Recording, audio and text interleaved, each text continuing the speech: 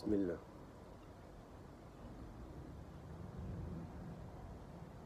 عسل أصلي 100%. تحفة. طبعا اشتري هذا العسل من رجل فنلندي، طبعا هذا يبيعوه من يقول لك 100% طبيعي مش يعني، وهاي انواع طبعا. هذا من التوت، وهذا من الحنطة السوداء، زين. وعنده طبعا انواع، وعنده نوع ثاني بس ايش يمكن خلص الكمية مالته.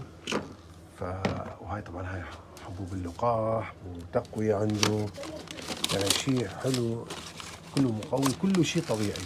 هاي شو عليه، هاي حبوب كلها.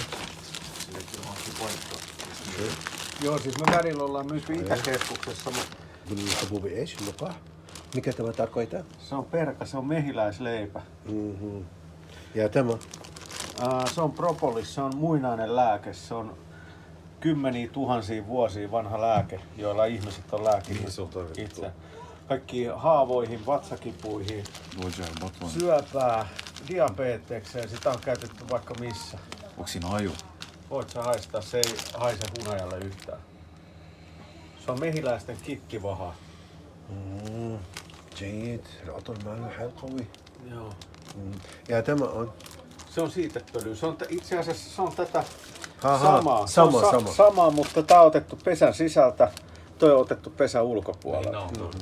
Eli ihan sama kuin tämä, mutta tää on kalliimpi. Tää on vähän kalliimpi kuin toi.